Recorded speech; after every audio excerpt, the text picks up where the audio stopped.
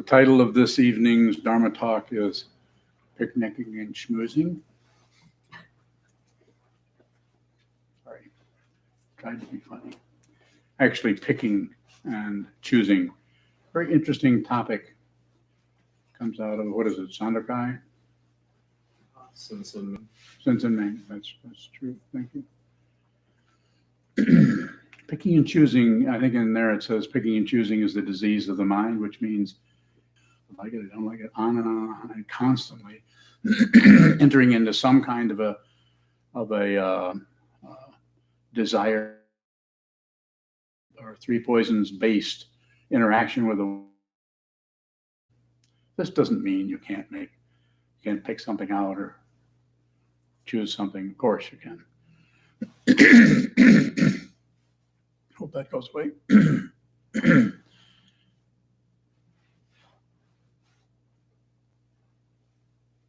Still, it seems to be necessary to be aware that you're actually comparing and selecting a situation. So it's the awareness about that.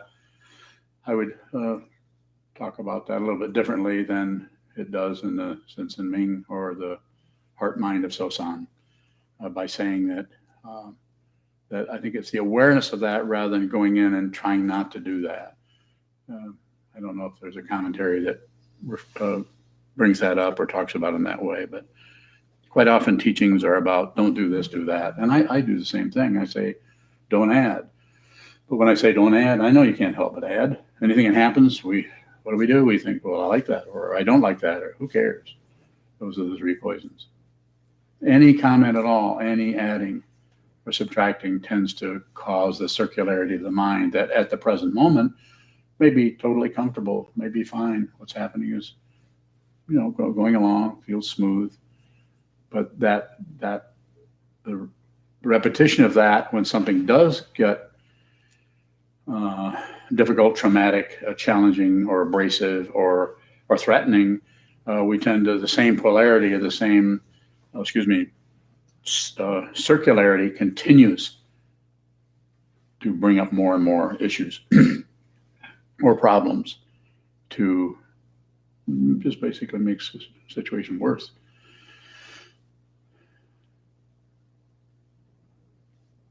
It's interesting that if something arises that you feel like you have to make a choice about or pick this over that, it's interesting that when that arises, the ego mind, the self-centered mind, the narcissistic mind doesn't want to wait. It doesn't have what we call patience.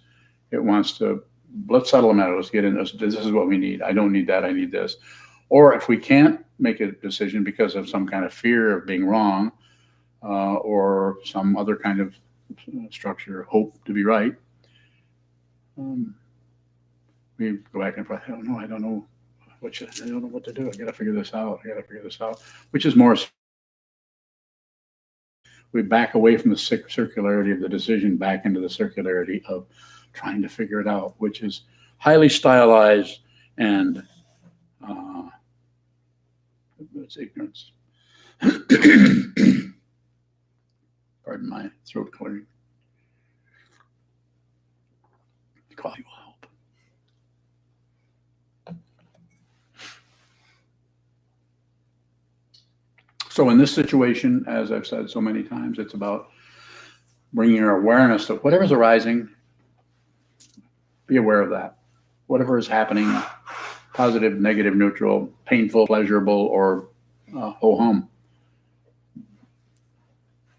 The idea is not to necessarily fasten on or gain credit or gain blame or praise or anything from anything that's happening, but rather to see the space in which it occurs.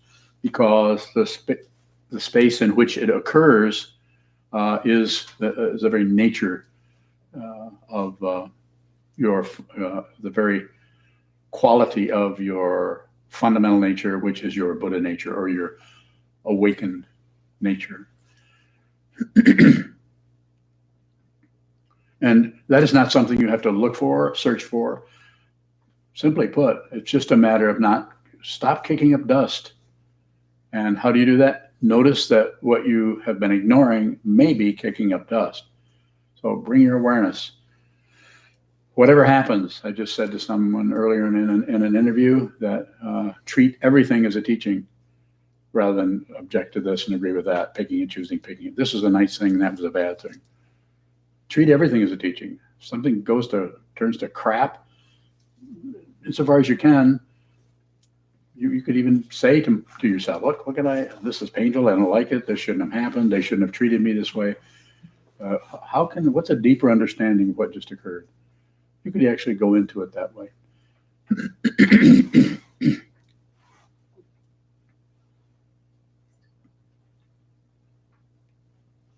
William will come along and remove all the throat clearing. And is it William?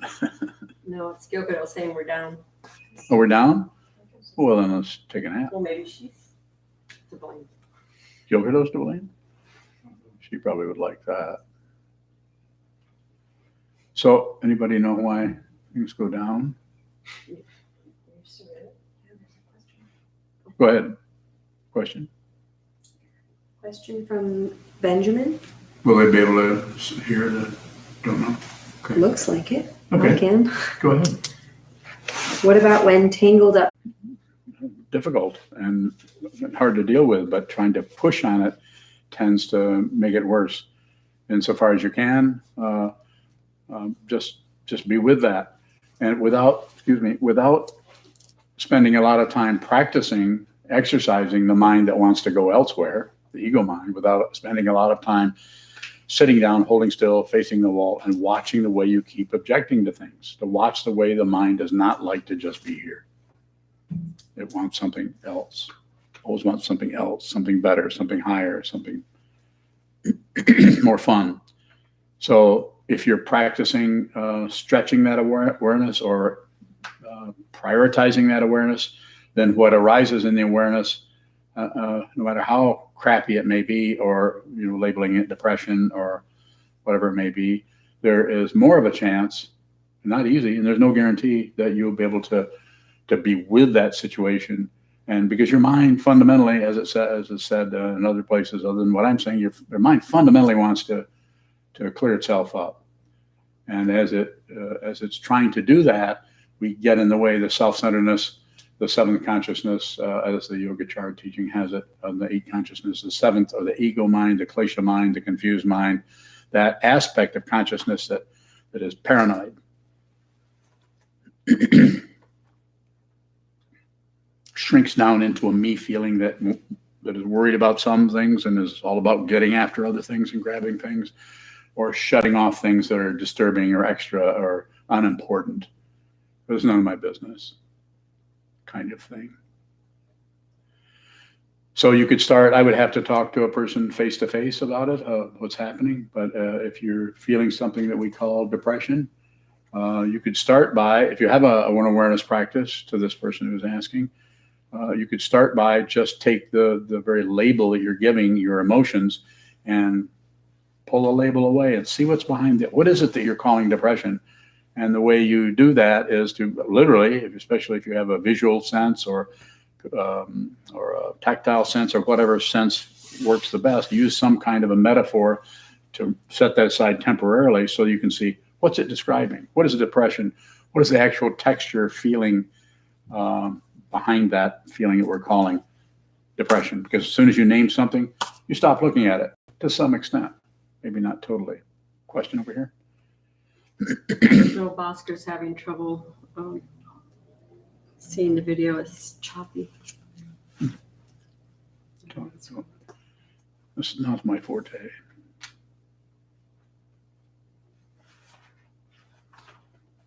So should we just sit here? What?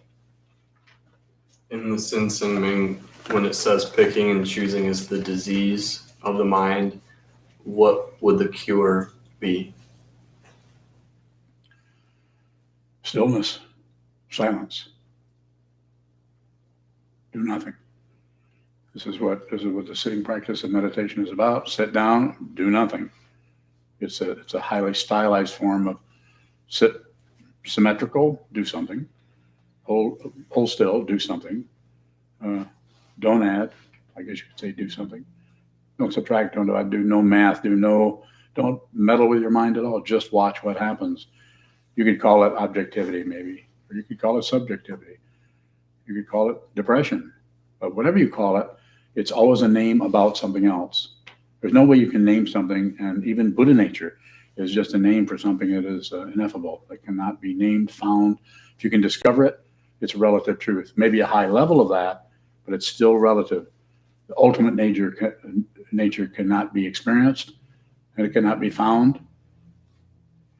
And the reason it can't be found is you're not separate from it. You can't find something you already are. Yes. Are Buddha nature and emptiness pointing to different things? Buddha nature is more of a quality of. We're talking about the Buddha. We're talking about the word Buddha immediately talks about brings up the image of the Buddha, the awakened one. So there's more of a idealized version of it. Emptiness seems to me more about the path quality of seeing that things are empty of what you are thinking that they are. So anytime you think something is anything, it's empty of that. So over time, you will eventually understand, no guarantee, but you will eventually understand that things are empty of other. There isn't anything else, no other. This is not something I invented. It's something that is obvious. And this is to use ancient texts to back up or reify if you need that. What it is I talk about all the time. Read any of the Tathagata or Tathagata literature, Ratnagotra Vibhaga or Uttaratantra, and other ones, which is what Hsin is going to talk about probably this weekend.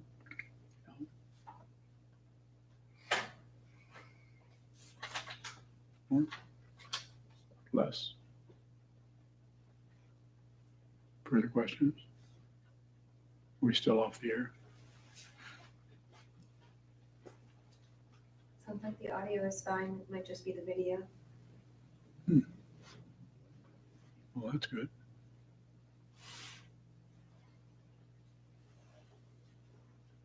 Hsin. The reactivity around the picking and choosing or the externalizing of it, is there any value in not externalizing? Say more. I guess I know that when I get triggered, I'm just wondering if it's better to not let people know. I think that's variable. It depends on the person, depends on the situation. There are times, but it should come out of the awareness rather than some kind of discursiveness about evaluating should I or shouldn't I, or it was better if I say this. Anytime you're tagging along behind anything that's showing up with some kind of a description or some kind of a thought balloon or anything, just stop.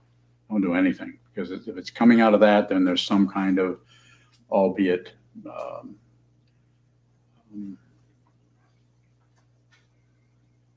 invisible or very, very subtle, some kind of wanting things to be different than they are, which we perpetuate and we justify or validate by the thought process that tags along behind to validate what we're doing.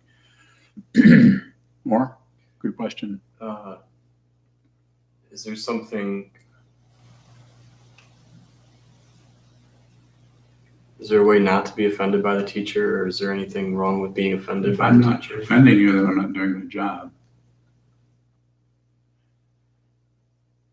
When the teacher does offend the student, it seems like that could be a pretty dangerous, there could be a fork there. What's the best way to work with that negativity that appears to be coming from the teacher? Take it as a teaching. Okay, if you're a student of the Dharma, if you're a student of mine, then take it as a teaching. I may not be intending to, I see something you're doing and you need to be, mistreated or insulted or something like that. It just happens spontaneously in the moment. I can't do anything. There's nothing I can do. I don't know anything. I don't know how to do anything. They don't understand anything. So I could say, what are you guys doing here anyway?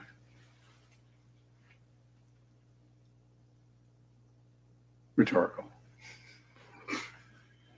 So it's a difficult thing to talk about, because if there is a person who's teaching and there's a person who's endeavoring to learn this the spiritual path, not a mundane path, but a spiritual path, then you're probably going to be roughed up a little in some way. Maybe not all the time, but some. I certainly was by both of my teachers in different ways. I don't know if there's any intention to do that, but I tend to, somebody's a close student of mine, I tend to offend them in different ways. Not intending to hurt anyone, be mean to anyone. I don't want to do that. On the other hand,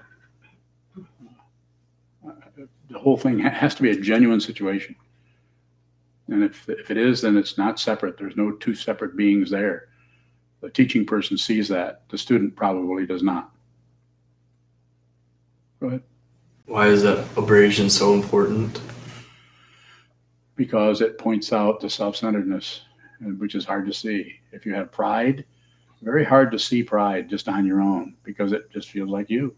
And there's a kind of an entitlement. You're just entitled to a certain kind of thing. A teacher comes along and goes, and maybe might not do any more, might not even particularly say you need to get rid of anything, but you might want to be aware of this, that you're pretty flashy. Or you might want to be aware that the kind of pride that is manifesting is the kind that wants to go down under the surface and, not show up as important. That's just another kind of pride hiding out. Just one of the aspects of the seventh consciousness. More? I was wondering if it's ever appropriate within the context of a relationship with a teacher to, I don't know if the word correct would be appropriate, but to bring something to the teacher's attention that does seem to be, I don't know, wrong or out of line or The teacher's doing a bad thing. Yes. I don't know. Try it out.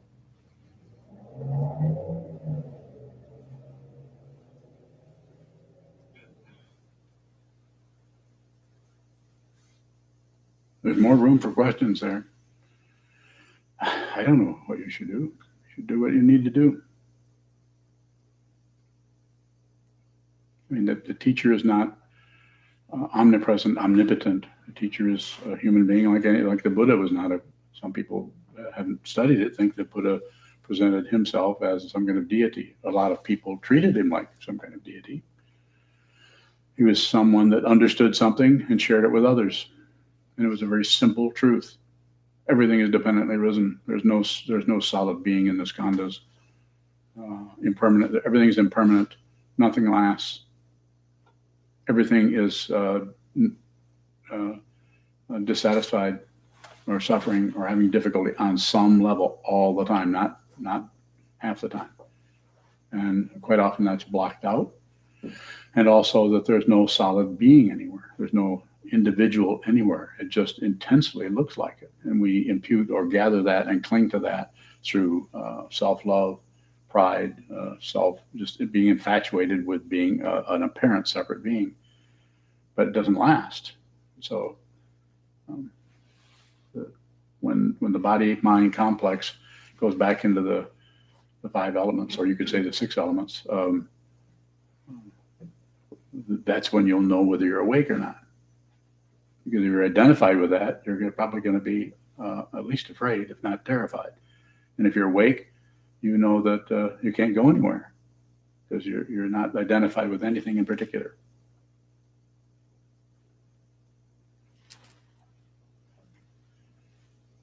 And the student, they're studying the Buddha Dharma, they're endeavoring to understand that deep teaching of dependent origination.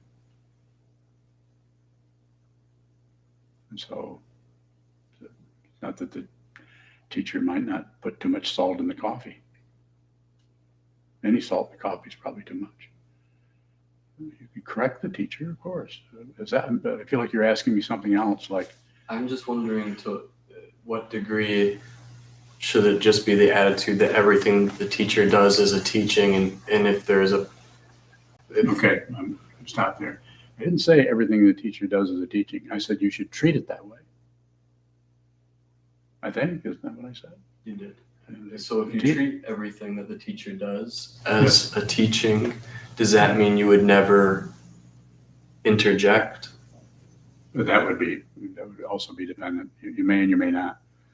But you should do that to see what happens. And if you do that, you'll find out if you have a true teacher or not, or if you have a charlatan. And each teacher, there's no way. Some teachers will cave. Some teachers will come back with a blowtorch. Depends on who you are, who the teacher is. There's no formula. There's no standard for that, because the teacher and the student are operating in dependent origination. The teacher doesn't step outside of dependent origination. You can't teach if you do that. But you might have to get outside of it to see what it is and then come back into it to be able to teach. So that's why some teachers are outlandish. Some teachers are pussycats. Some teachers are puppy dogs. And some teachers are tigers. Just dependently arisen. What does it mean to treat everything as a teaching? It's just about being a student. When things come and go, when things arise that are difficult, rather than saying that's wrong, it shouldn't happen, they shouldn't treat me this way. I mean, that might go without saying. Relative truth might still be operating there, and you don't have to ignore that and say it's not that. Just say how. I don't want us to go too far to elaborate and write a stage play here, but like when something arises that's painful, that's hurting your feelings, or someone has insulted you or something like that, you could actually look at the me feeling and saying, is there actually someone there that can possibly be hurt by anything? Is who I really am, is it possible to really offend or hurt that one? You could ask that question. Take it as a teaching, not as information so much, but as something happens, and then there's a reaction, and that reaction is the first level of picking and choosing. I don't like it, or I like it, or it's good, or it's bad, or even converting it. Saying it's a teaching might be too much. Can you disagree with something and still continue to be a student? You mean like the teacher? Yeah. No. No. As I've said, I don't want followers. I don't want people to do everything I say. I mean, I say stuff and people agree, but people go lots of different directions. But as I've said, this is not a cult. Leave anytime. There's no membership. There's no requirements other than if you're going to live here, you need to follow the forms, observe the forms that are here. And even then, there's still the dependent origination with our own body, and there's not the military. Some people don't feel well. If you don't feel well, stay home. It's not wrong. It seems like that's the way it's done here. Wouldn't you say, or am I missing something? Does anyone feel like they're in a prison who lives here?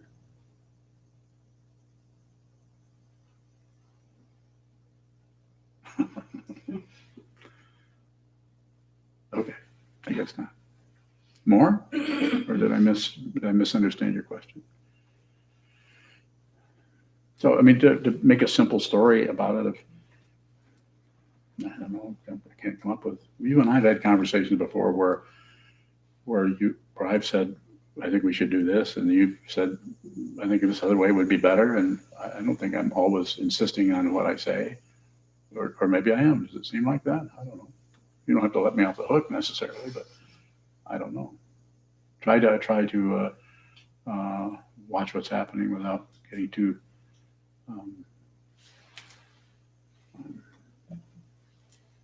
stuck on my ideas, but they're there. I'm opinionated too.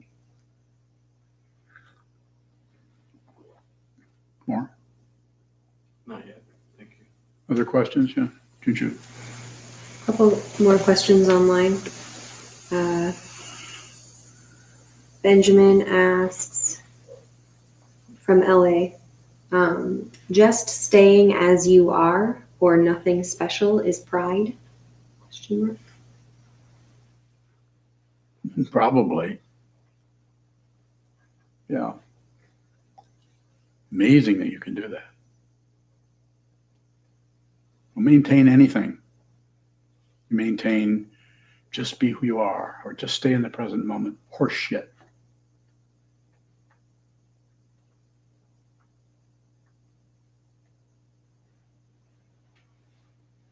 How does he say?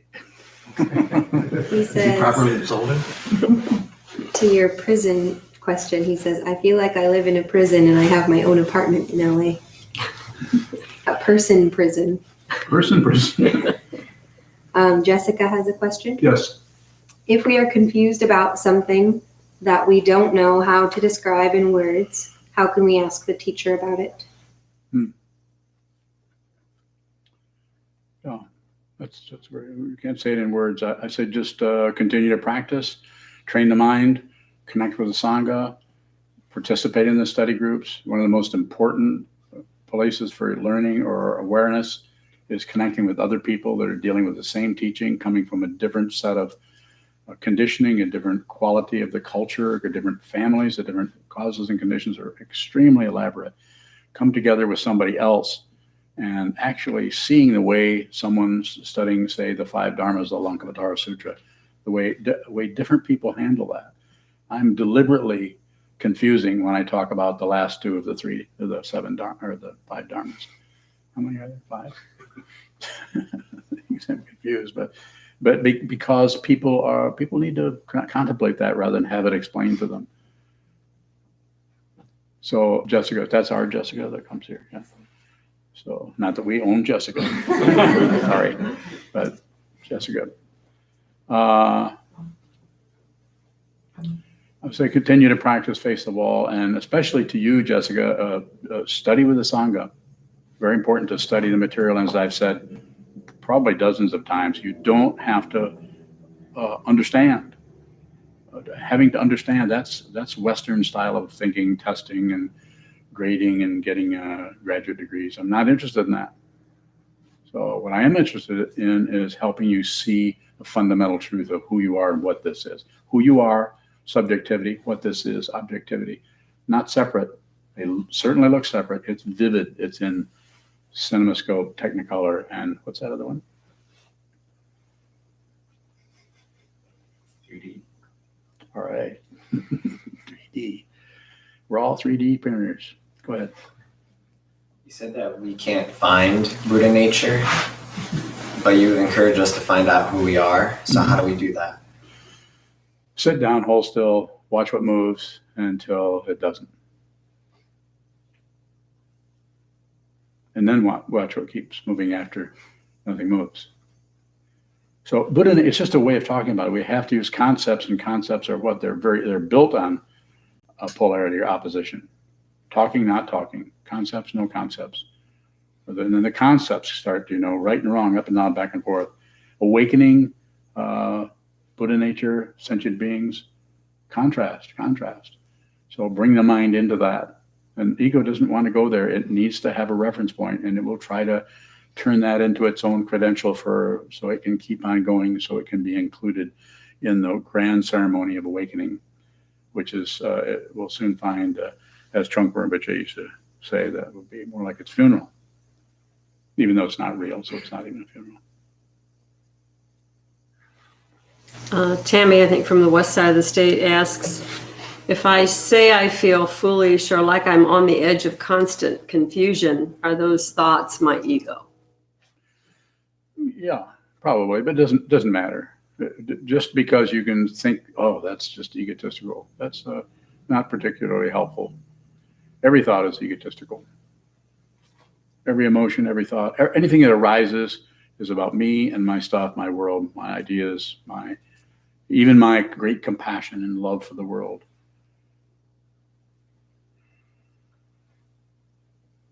So, but what is important there is to just see it, just witness it. Don't add on the name ego. Don't take away the name ego. Don't do nothing with it. Let it be there. It's just a pile of feathers anyway.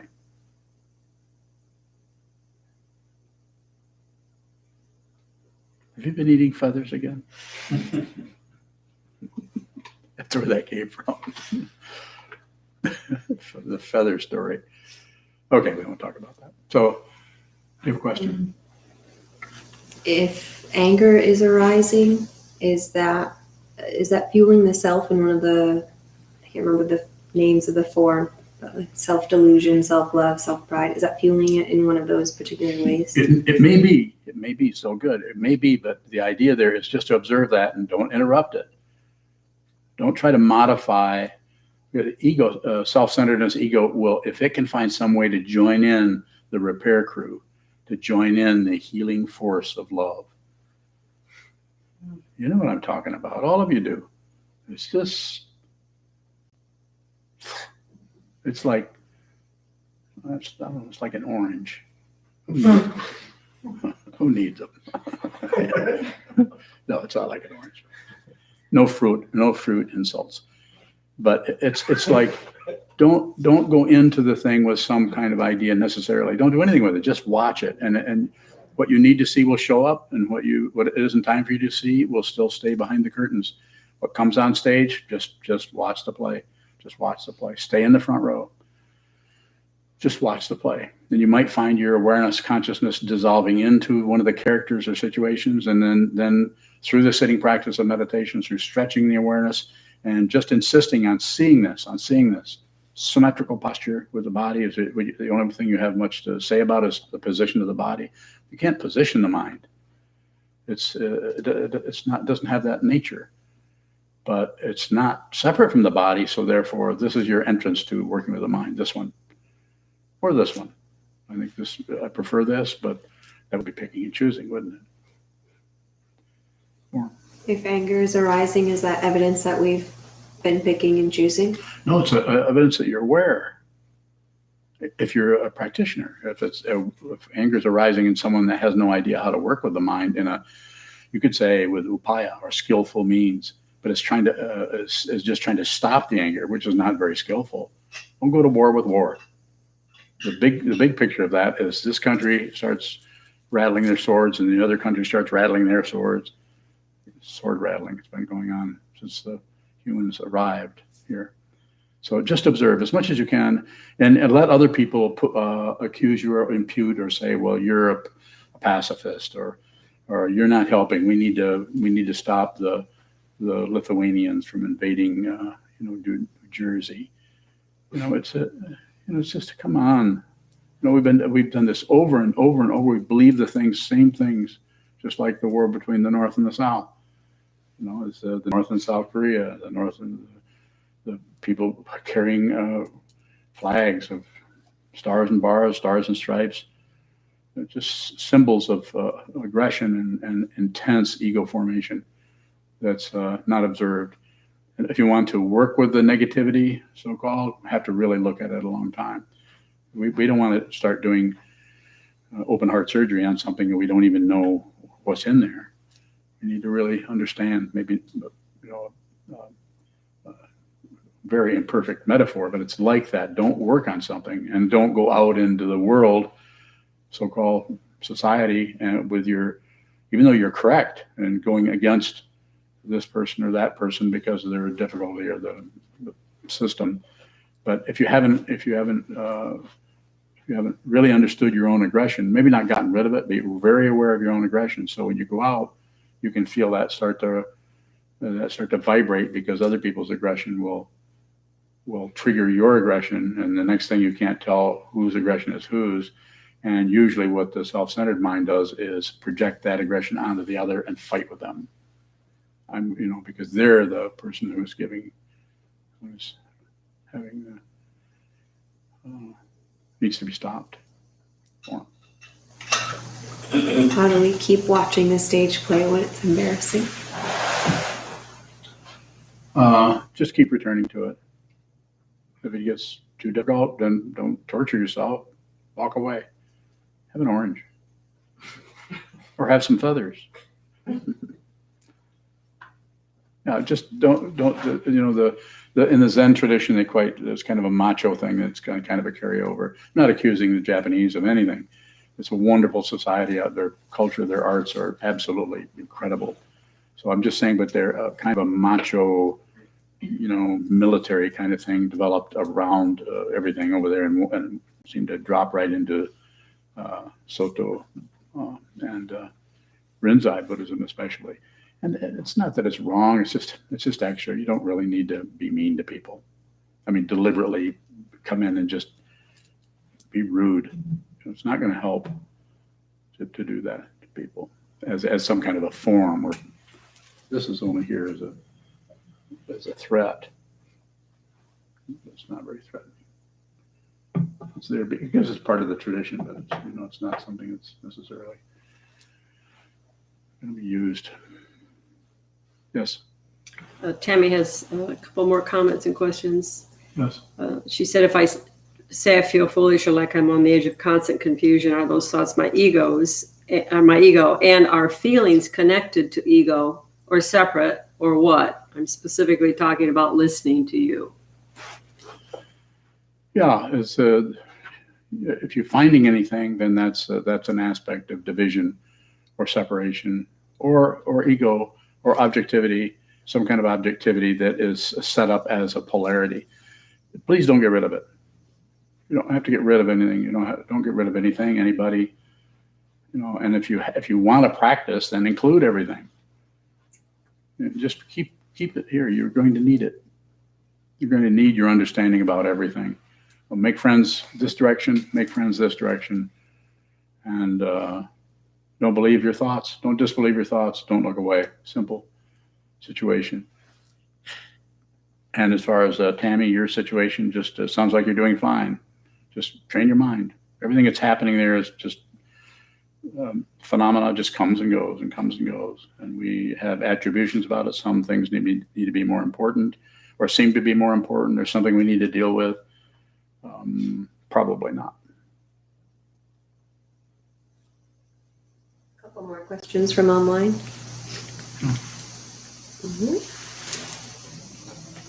Jessica says, if you don't own me, who does? Just joking. Benjamin from LA says, or asks, how do you cut through the hallucinations of self that are subjectively real and even have functions and mechanisms supporting them? Spend a lot of time on the cushion looking at the wall and look at that structure, the very structure. Write that out on an index card so you've got that a nice crisp representation in words of that very conceptual outlay of the question. Put it down in front of you and spend about 4 hours looking at the wall. Take a bathroom break if you need to. Get some tea. Stay warm. Well, not out there. Stay cool.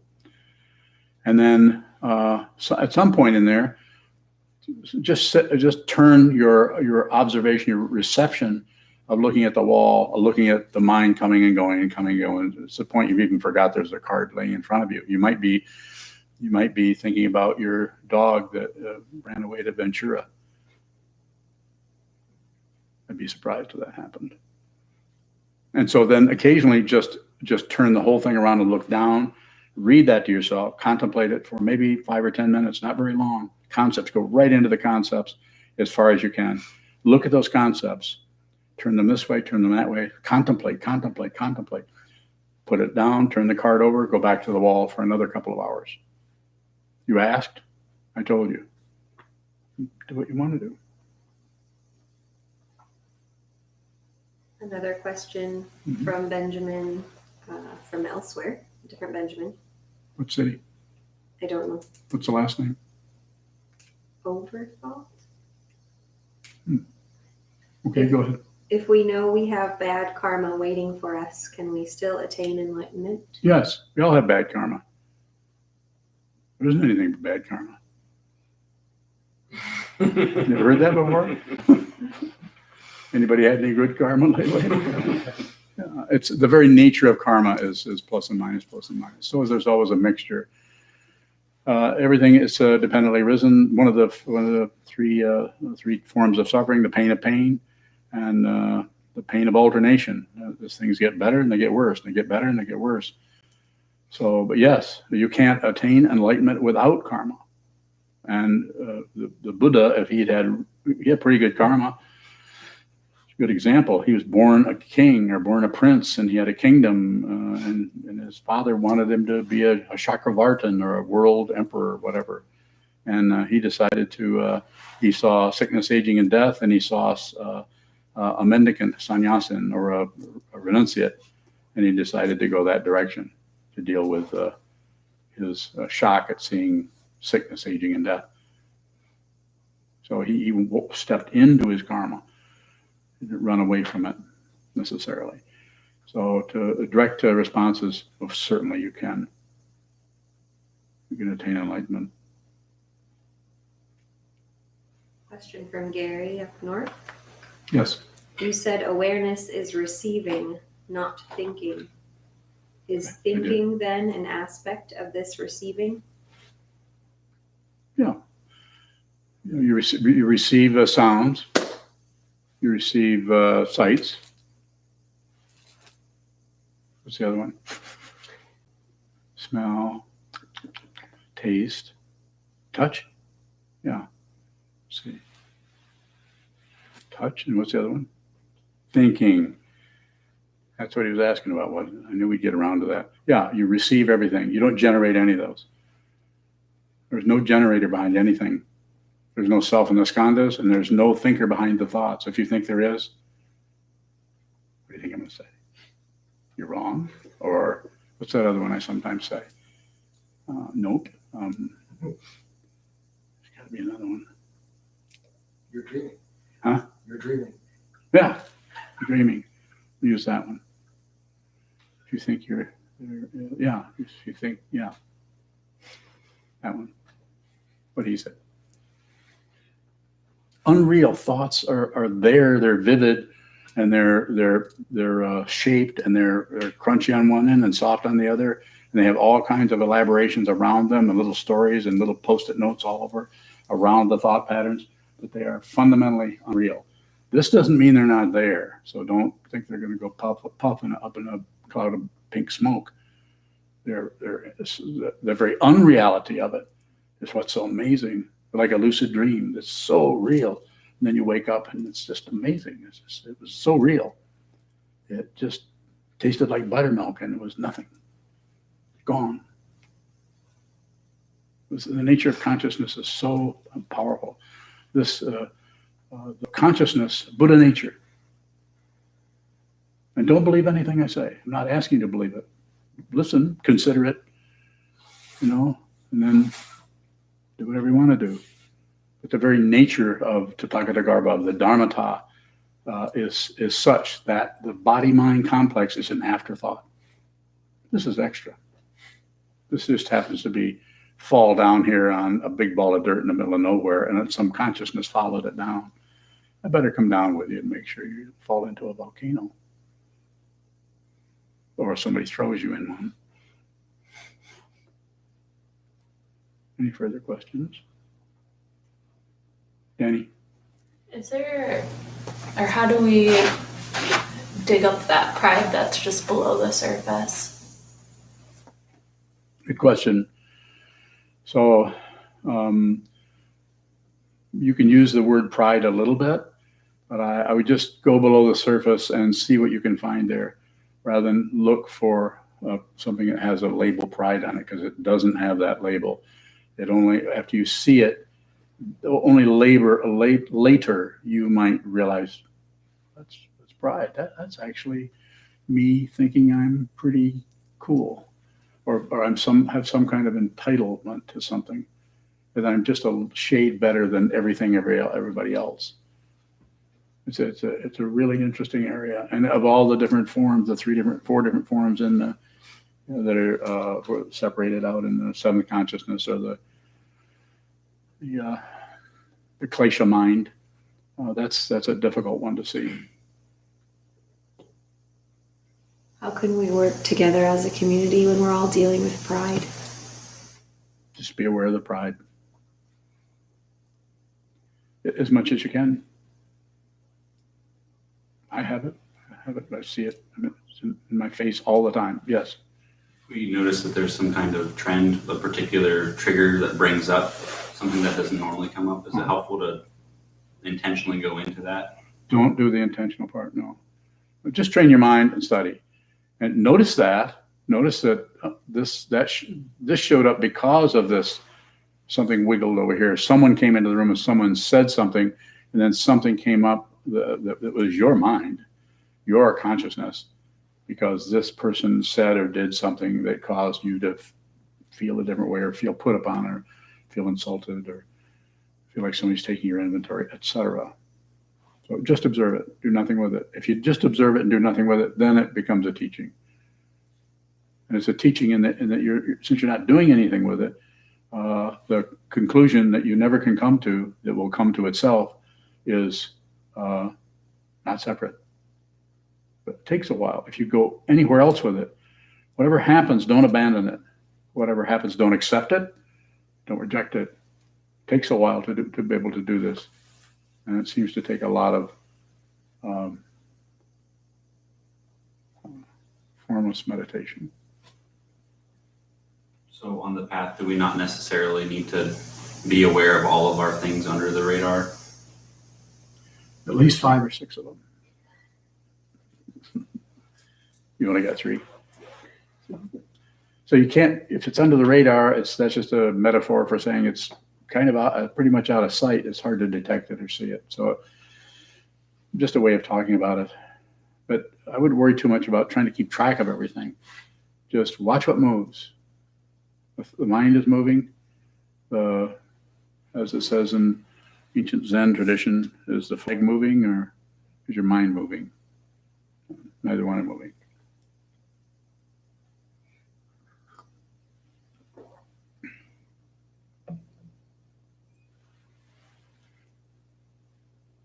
How is confidence different from pride? Well, relative confidence is pride. The other kind of confidence is sometimes talked about as unconditional confidence that is not based on causes and conditions, and that kind of confidence only looks like confidence to others. To the one who is functioning in that way, doesn't look like anything. It's fairly invisible. I mean, it may show up a little bit, but it can't get a foothold because there's no credit, there's no praise, no blame happening in that dimension. More about that? I left your question a little bit to elaborate as far as the comparison between those two.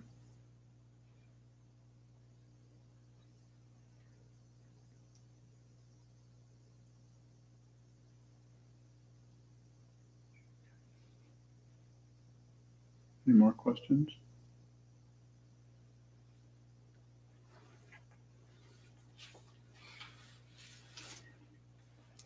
Yes. Kozan has a question. Okay. She asks, you sometimes say, don't trust me, trust yourself. If we are endeavoring to give the teacher the benefit of the doubt, and at the same time it looks like the student and teacher see things differently, how can we trust ourselves and see what we need to see? Do what the teacher says, in your case. Everybody else might do something different.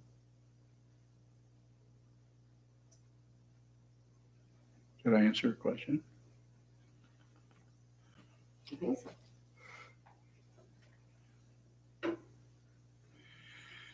So it's not about figuring things out. It's about not jumping to any conclusion about anything. It's very, very subtle. When something happens, every one of us does this in a different way. And as soon as you move out of receiving what's happening into what you think you're receiving, you've actually abandoned the very nature of dependent origination, and you're ignoring dependent origination. To understand what dependent origination is deeply, it will not be thoughts about it. If you have thoughts about it, you have a ways to go, because you are not separate from dependent origination. It's not another thing. This is dependent origination. So the whole right and wrong, correct, incorrect is it's there and we need to look at it or reflect on it. But less is better. Take your time. Probably got a few years left. And if you don't do it in this lifetime, you'll do it in the next, perhaps, if you're born as a human being. Yes, sir. How can we give dependent origination permission to teach us? So you don't need to necessarily give it permission, just don't look away from it into some kind of conclusion. When you conclude, it's just a very nature of the self-centered mind of one who thinks they are a being separate from everything else, who can win or lose, all the imputations around that. So it's about looking at the nature of the me feeling or I feeling. Look at that and look at the nature of the projection of the imputation that there is other subject, object, that is something that's just true. Not necessarily. Look closely at that. So that's by looking at that, that's when you're beginning to open up to the fundamental teaching, which is a strong concept that's pointing to something that is not particularly conceptual at all. Dependent origination. Nothing comes from its own side as an individual. Everything is dependently arisen. Everything is dependent on everything else. A good way to see that in a representational way or in an expression, a human being expression, other than in a great teacher, no matter what the lineage or what their culture, in a sage, is to see it in a work of art. Limited, but still some people devote their whole time to sound, devote their whole time to images. There's some incredible visual images that are you could say a representation of dependent origination, because you can't take anything out of it or it will collapse. You take the picture Guernica by Pablo Picasso, painted back in the late 1930s, which is mainly blacks, whites, and grays. And if you take something out of there, the whole thing doesn't work quite as well. Doesn't have the equilibrium or the unification that it has otherwise. Similar with music compositions and other pieces of art, poems. They're together in such a way they have a kind of unity to them. But it's still art. I mean, it's still we're expressing something.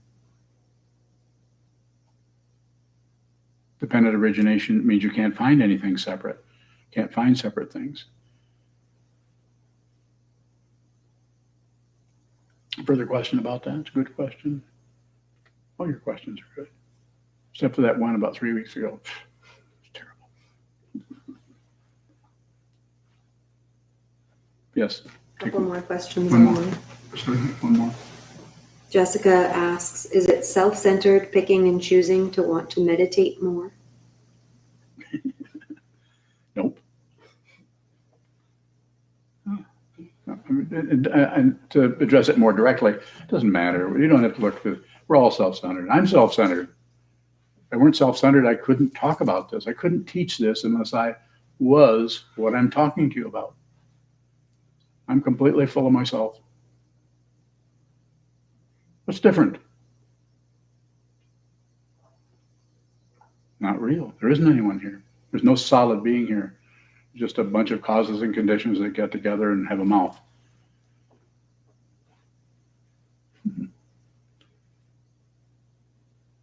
It's a good thing. Don't believe a word I say. So yes, meditate. Set aside time, schedule yourself, meditate. By all means, of all the practices we do, that seems to be the one that you can do somewhat without the conceptual things, because we do so much talking anyway. But that's sitting down, holding still, and just letting your all of the mental qualities, all of the coming and going, the meditation, the analysis, thinking, remembering, elaborating on it. Just don't do anything with it. Don't try to get to be some other kind of meditator. Just be genuine. Sit down, hold still, be genuine. Incredible. Sit in a symmetrical posture. Body and mind are not two different things. If you want to train the mind, then start with the body.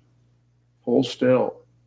even if only for 9 minutes, and then shift or move around, and then sit still again for 3 minutes. And keep doing that, or sit still for an hour again. But don't torture yourself. Don't make it painful. That's a misunderstanding. Thinking you have to be here and hold still no matter how much your knees hurt. It's just foolish. I'm not making anybody wrong, just making them foolish. I'm sure everybody will cut me a little slack on that because I'm so old.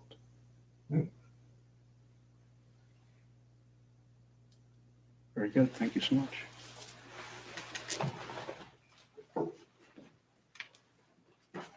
We'll stand and dedicate the merit to the back of our red chant books. I'd like to remind everybody about the donation boxes in the hallway.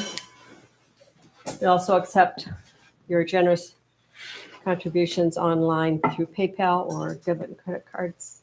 And always appreciate your financial support. Thank you.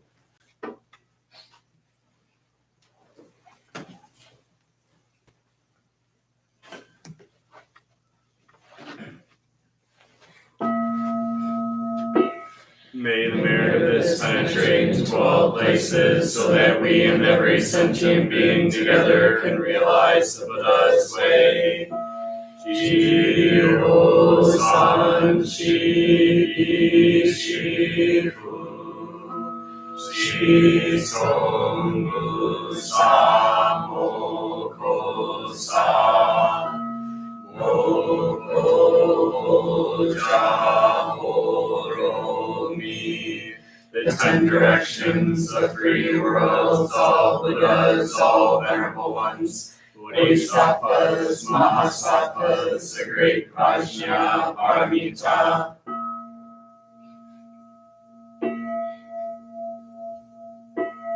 O Buddhas and Bodhisattvas of the 10 directions and the 3 times, please hear us. Please come down out of the light and protect SokukoJi Buddhist Temple Monastery, our Sangha, families, friends, and visitors. Heal everyone who is unhappy, sick, or suffering, and fill them with light.